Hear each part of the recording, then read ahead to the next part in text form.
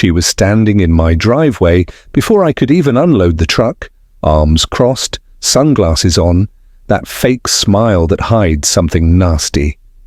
I had just bought my dream house, 5 acres of peace, far away from HOA rules, or at least that's what I thought. But the moment I stepped out of the truck, this woman appeared like she'd been waiting all day. "You can't park here," she said sharply. I blinked, confused. I live here now." Her smile vanished. "Not possible. This area belongs to Maple Creek HOA, and I manage it." That's when I realized she was one of those people, the kind who think a clipboard gives them power. I pulled the papers from my pocket and handed them over. "See that line? Outside HOA jurisdiction? This house isn't part of your community." She didn't even look at the paper, she just smirked. "That's what everyone says before they get fined." I laughed, thinking it was some weird misunderstanding. "Lady, I'm not in your HOA, you can't fine me." Her eyes narrowed. "We'll see about that." The next morning, I woke up to find a bright orange paper taped to my front door. Violation notice, unauthorized occupancy. I stared at it for a full minute, half expecting it to be a prank. Then I noticed her, Karen, sitting across the street in a lawn chair, holding her phone like she was filming me. When I walked toward her, she stood up fast and pointed at me like a cop. "Step back, you're trespassing." I couldn't believe it. Trespassing on my own property? She didn't flinch. "This entire area is HOA-controlled land. You've moved in illegally. I've already called security."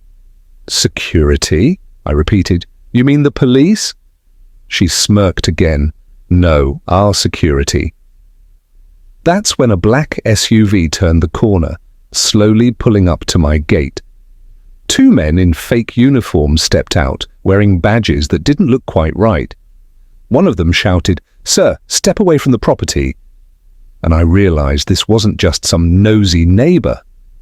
This woman was about to start a war. She called the cops and screamed, "Arrest him!" But I was on my own land. The 2 men walked toward me like they owned the place, slow, confident, with those cheap sunglasses that try too hard to look official. One even had a radio clipped to his shirt, though it wasn't even on. "Sir, we've received a report of illegal occupancy," the taller one said, voice rough like he was trying to sound intimidating. I raised an eyebrow. "Illegal occupancy? You mean buying my own house?" He didn't answer. Karen stepped forward, waving her phone like it was proof. "I told you he's not part of the HOA. He's breaking our community code." I could feel my blood pressure rising, but I kept my tone calm. "Show me your badge number," I said. "Both of you." The shorter one hesitated. "We don't have to do that." "Oh, but you do," I said, stepping closer. "Because if you're impersonating law enforcement, that's a felony." For a moment, everything went silent. Karen's smirk started to fade. The taller man looked at the other, unsure. "Let's just verify the address first," he muttered. But before they could move, I pulled out my phone and started recording. "Let me help you with that. This is 2140 Pine Hollow Road, bought legally, deed in my name.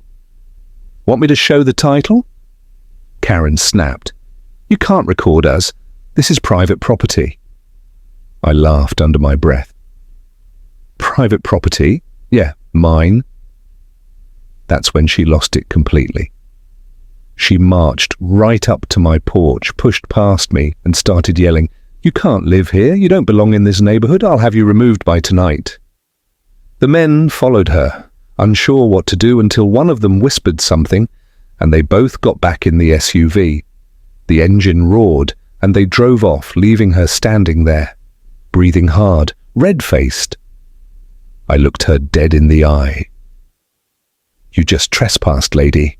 She didn't back down. "You'll regret this. You think paperwork means anything here? I am the HOA." Then she turned and stormed off, but not before taking pictures of my house like she was collecting evidence for some fake case. That night, as I sat in my living room trying to calm down, I saw headlights outside again, her car parked right on my grass. She wasn't done, not even close. The next morning, I woke up to the sound of hammering.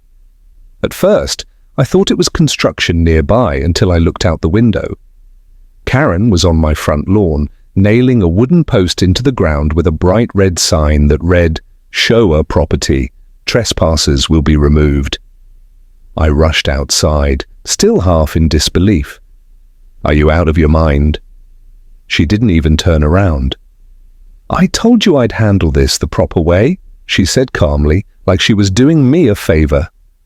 "Karen," I said, trying to keep my voice steady, "you have no authority here. This land was never part of your HOA. I checked with the county before buying it." She turned slowly, eyes burning with fake righteousness. "Paperwork can be forged. Do you think you can just move next to us and do whatever you want?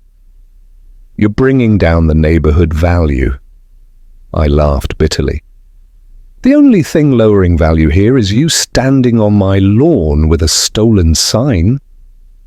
That's when I noticed a man walking toward us from across the street, middle-aged, wearing a cap and holding a cup of coffee. He looked familiar. Karen spun around and forced a sweet smile. "Morning, Mr. Rogers," she said cheerfully. The man didn't return the smile. He looked at me and said quietly, "Don't let her push you around. She did the same thing to the last guy." Karen's smile vanished. "That's enough, Paul. Go inside. This doesn't concern you." He ignored her. "She called fake inspectors last time. Got caught when the real sheriff showed." "Up." I turned to her. "Fake inspectors, huh? That sounds familiar." Her face turned red again. "You don't know what you're talking about."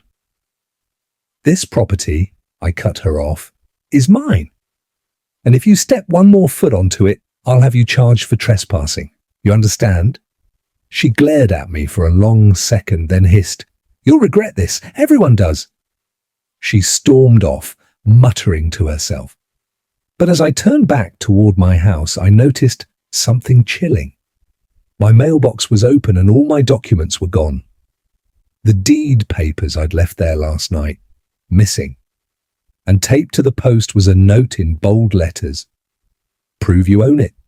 My stomach dropped. That note wasn't just a threat, it was a challenge. And the worst part, she knew exactly how to play dirty. I rushed inside, checking the drawers, my desk, the kitchen counter. Everything was fine except my security camera's light was off. She'd cut the power to it.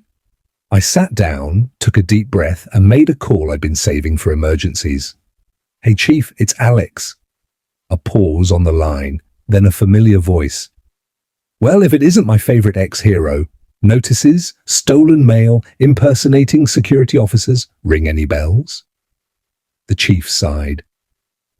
"You always attract the crazies, huh? I'll run a background check. What's her name?" "Karen Walker. Claims she runs Maple Creek HOA." "All right, give me a few hours." I hung up, feeling a little better, until I heard the crunch of tires outside. Through the blinds, I saw Karen again, but this time she wasn't alone. 3 cars had pulled up behind her. She was leading a group, a small crowd of HOA members standing behind her like soldiers, holding clipboards and phones, taking pictures of my house. She stepped forward and shouted, "You have 1 hour to vacate. This home is being seized for violation of HOA regulations." I stepped out onto the porch. "You've lost your mind." She crossed her arms. "No, I've lost patience." Then she held up a printed document and waved it dramatically. "We have proof you forged your ownership papers. This property was supposed to be part of our HOA. You stole it." I couldn't help but smirk. "You might want to check where that proof came from." Her eyes flickered for a moment, just a tiny hint of uncertainty, because I knew something she didn't. The real county record couldn't be faked, not with my name on it. Still, she wasn't backing down. Either you leave, she shouted, or we'll make sure you're removed by force. And just then, as if on cue, a sheriff's cruiser pulled up behind her convoy. Karen's smile froze. The chief stepped out himself, hat low, voice steady. Funny, he said, because I was just about to say the same thing to you. Karen's army went silent, and for the first time she didn't have a word to say. Her face drained of color as the sheriff walked past her, boots crunching on the gravel. He stopped right in front of me, nodded once, then turned his attention to her. "Ma'am," he said calmly, "we got reports of you impersonating law enforcement and posting unauthorized notices on private property. You want to explain that?" Karen blinked rapidly, trying to find her voice. "Excuse me, I'm the head of the HOA. This man is living here illegally. We're enforcing community law." The sheriff raised an eyebrow. "Community law doesn't override state law. You can't seize private land, and you sure as hell can't send fake officers onto someone's property." "I didn't send anyone," she snapped, voice trembling. "Oh, you didn't?" I said, pulling out my phone. I tapped the screen and played a video I'd found that morning after reconnecting my security feed. The footage showed her standing at my gate the day before, talking to the two fake officers, handing them envelopes before they confronted me. The sheriff leaned closer to her. "Those guys are already in custody. They confessed. You paid them to scare the new guy off." Karen's mouth opened, but no words came out. Her group behind her started murmuring, stepping back quietly like rats, abandoning a sinking ship. The sheriff looked at me. "You pressing charges?" I glanced at Karen. Her hands were shaking, eyes darting around like she was trapped. "Not yet," I said. "But if she steps on my land again, I'll make sure she does time for every law she's broken." For a moment, she just stood there, furious, humiliated, and completely cornered. Then suddenly screamed, "This isn't over! You can't just buy your way into our community. We run this place!"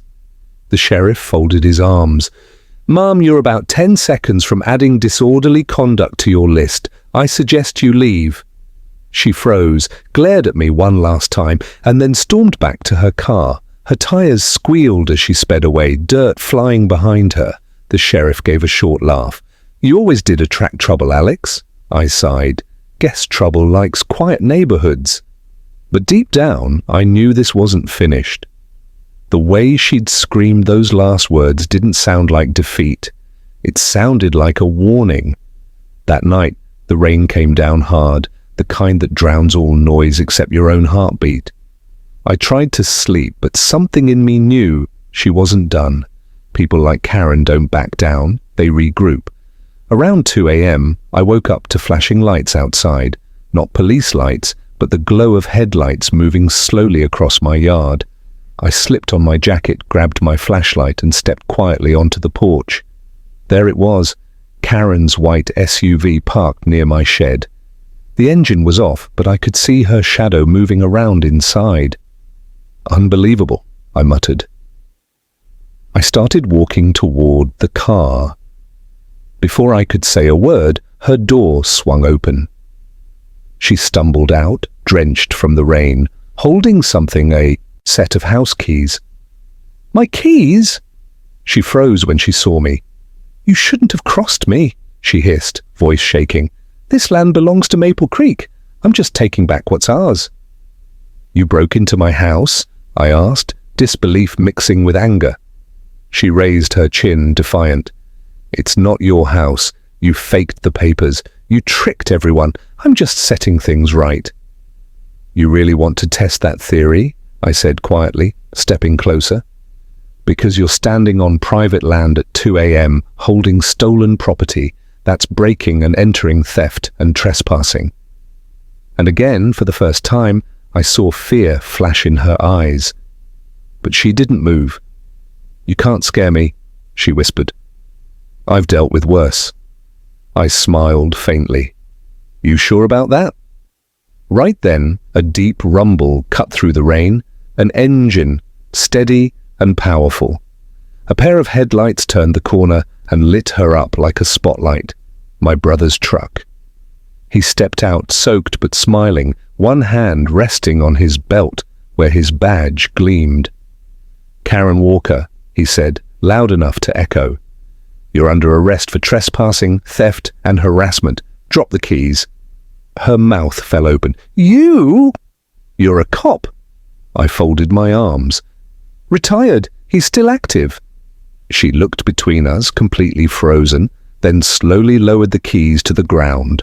The rain poured harder as my brother cuffed her and read her rights. Her once perfect hair was plastered to her face, her voice barely a whisper. "You can't do this. I'm the HOA president." My brother smirked. "Not anymore." As they drove off, I stood there in the rain, finally breathing again. But something told me this wasn't the last I'd hear from her world, because HOA power doesn't die easy, it just hides, waiting for another chance. The next few days were quiet. Too quiet. No orange notices on my door, no cars parked outside, no screaming across the fence. It felt strange, almost peaceful, but my gut told me it was the calm before another storm. I spent the morning fixing the security cameras and replacing the locks Karen had tampered with. My brother had filed his report, and the sheriff's office assured me they'd handle the HOA situation. But when you've dealt with people like her, you learn one thing: they never work alone. Around noon, I drove into town to grab supplies. When I came back, something on my porch caught my eye. A neat stack of papers wrapped in plastic. No name, no note, just stamped with the Maple Creek HOA seal. I opened it slowly. It was a lawsuit notice. They were suing me for violating community codes and illegally residing on restricted property. The document was signed not by Karen, but by the HOA board. I actually laughed. "They're doubling down," I muttered. That night I called the chief again. "They're coming after me legally now," I said. He sighed. "Figures. Don't worry, their HOA charter doesn't even cover your land. I'll get you something solid." The next morning, I got it. A certified document from the county land office, sealed and official, confirming in bold letters, property located outside Maple Creek, HOA jurisdiction. It was exactly what I needed, so I decided to make it public. I printed the document, framed it, and hung it right on my front gate with a sign that said, "Verified property owner, HOA trespassers will be reported." It didn't take long for the news to spread. By afternoon, curious neighbors gathered near my fence, whispering. Some even clapped when they saw it. Turns out I wasn't the only one Karen had harassed. Mr. Rogers, the man from before, walked up with a smirk. "You just did what no one else could," he said. "You shut her down." I chuckled. "Maybe, but something tells me she's not done." He nodded. "She won't be. The board's scared. You exposed them." Then he leaned in and lowered his voice. "You know that land behind your house? The woods?" "Yeah." "She's been trying to buy it. Word is she planned to expand the HOA border and push you out legally." I froze. So that was her real plan all along. And even behind bars, she was still playing the game. That night, I couldn't shake the thought, Karen trying to expand the HOA even from jail. It sounded insane, but the more I thought about it, the more it made sense. That woman didn't care about property lines. She cared about control. So I made a call to an old friend from my service days, a land surveyor who now worked for the county. He met me the next morning, maps and records in hand. We walked the back edge of my property together through the damp woods where Karen had been trying to push her fake borders. He pointed to the old boundary markers. "She filed a fake amendment," he said, shaking his head, "tried to claim this whole strip as future HOA land." "How illegal is that?" I asked. He smiled. "Very. We sent everything in, the fake forms, her signatures, the altered maps, straight to the county office. Within hours, they launched an investigation into Maple Creek HOA. By the end of the week, the board was under review, and the entire HOA was suspended. The same people who once backed Karen vanished overnight. No one wanted to be part of her mess anymore. A few days later, I got a letter from the sheriff's department. Karen Walker, charged with fraud, impersonation, and multiple counts of harassment. And at the bottom, a single line from the chief. You did the county a favor. I stood on my porch that evening, looking out at the quiet street. No more fake fines, no more threats, just the sound of wind through the trees, the kind of peace I'd moved here for. Then I saw a car pull up, not Karen's, but a small blue sedan. A woman stepped out, maybe in her 30s, holding a little girl's hand. She smiled nervously. Hi, I heard this place is outside the HOA. Is that true? I grinned. Completely free land, no Karen, no rules, just neighbors. The little girl giggled. Mum says bad ladies can't come here. I laughed softly. Your mum's right. As they walked back to their car, I looked up at the sunset, that perfect golden light spilling over the land I'd fought to keep. And for the first time, I felt proud. Not just because I'd won, but because I'd stood up for something that mattered. Sometimes battles find you when all you want is peace, but if you fight them the right way, you don't just protect your home, you protect everyone who comes after.